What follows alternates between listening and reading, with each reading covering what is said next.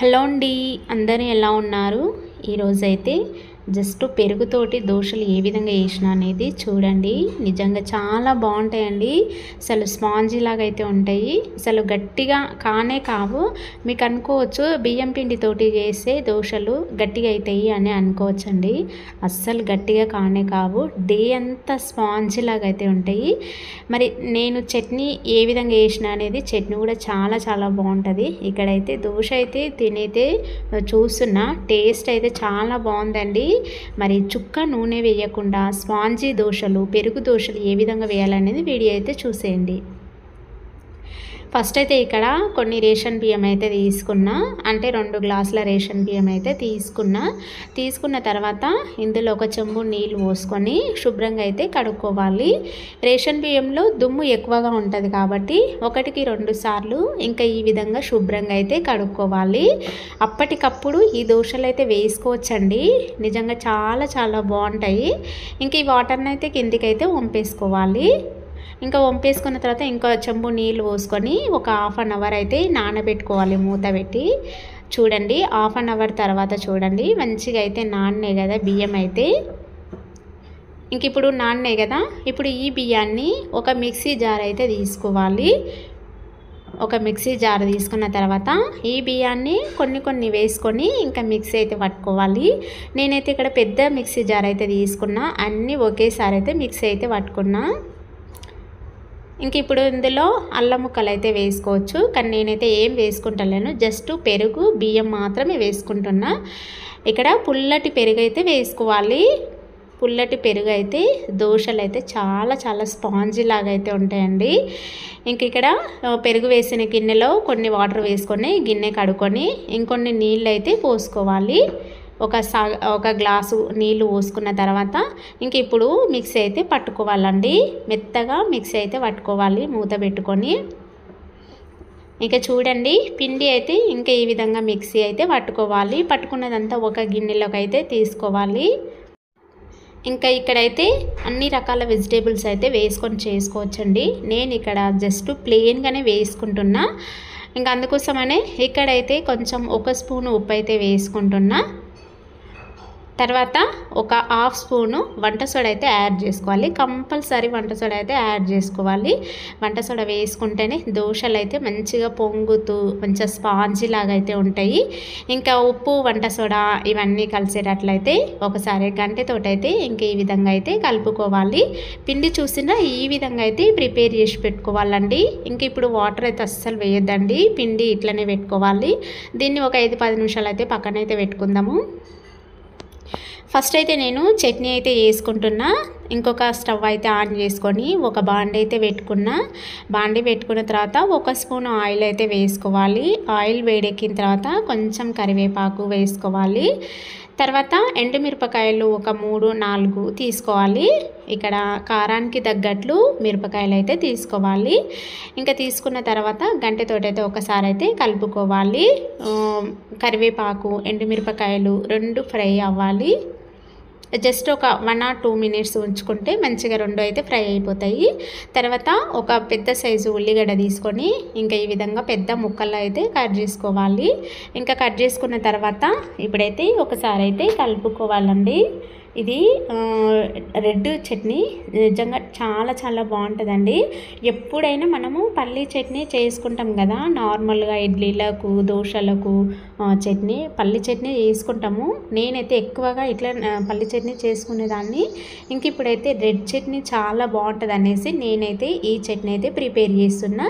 ఉల్లిగడ్డ కొంచెం ఫ్రై అయిన తర్వాత ఒక 2 టమాటాలు పెద్ద ముక్కల్లో కట్ చేసుకొని అయితే వేసుకోవాలి.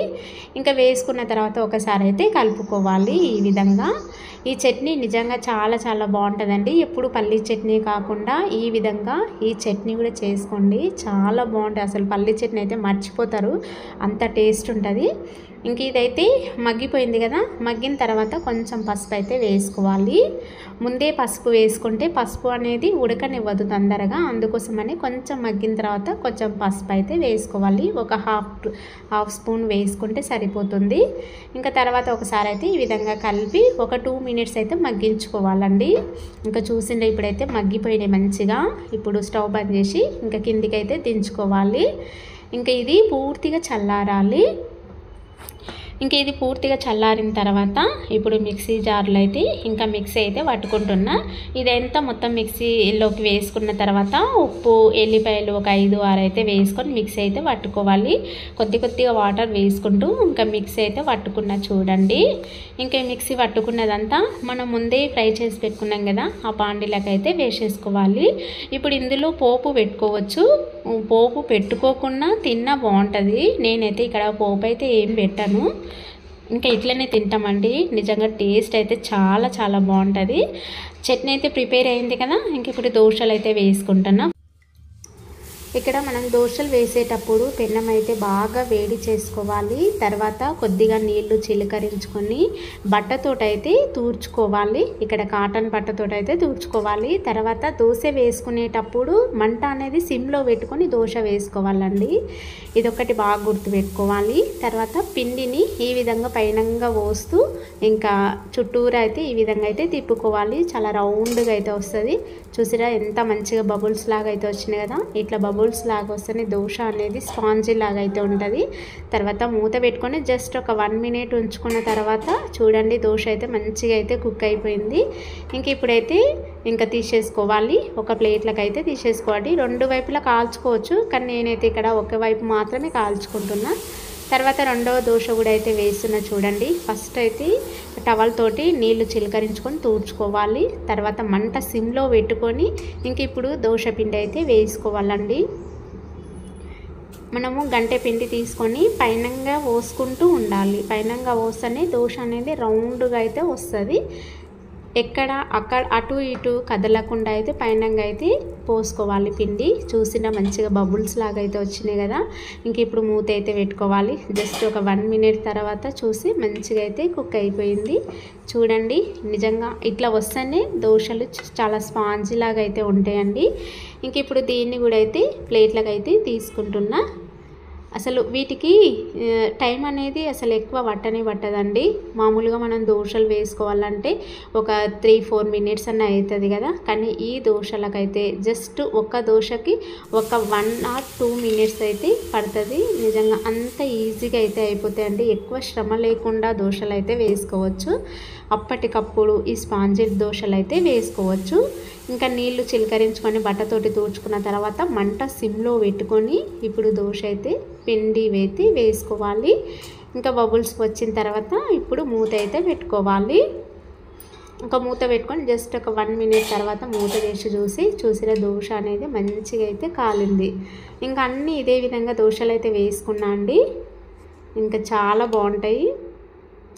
ఇంకా చూసిండ్రు కదా ఫ్రెండ్స్, పెరుగుతోటి దోశలు ఏ విధంగా వేసిన అనేది వీడియో అయితే చూసిండ్రు కదా. నిజంగా చాలా బాగుంటుంది. నిజంగా స్పాంజీ లాగా అయితే ఉంటాయండి. మీరు అనుకోవచ్చు బియ్యంతో గట్టిగా అవుతాయి కదా అని అనుకోవచ్చు. అసలు గట్టిగా అయ్యే మాటనే ఉండదండి. డే అంతా స్పాంజీ లాగానే ఉంటాయి. దీని కాంబినేషన్గా రెడ్ చట్నీ, టమాటా చట్నీ అయితే చేసుకున్న చాలా బాగుంటుంది. చట్నీ టేస్ట్ కూడా అయితే బాగుంటుంది. మీరు ఒక్కసారి తప్పకుండా ట్రై చేయండి. ఈ వీడియో చూసి పెరుగు దోశలు అండ్ రెడ్ చట్నీ ఏ విధంగా వేయాలనేది చూసి ట్రై చేసి ఎలా వచ్చిందో కామెంట్ పెట్టడం మర్చిపోకండి. ఓకేనండి, వీడియో నచ్చితే చిన్న like, please subscribe, please share చేయండి.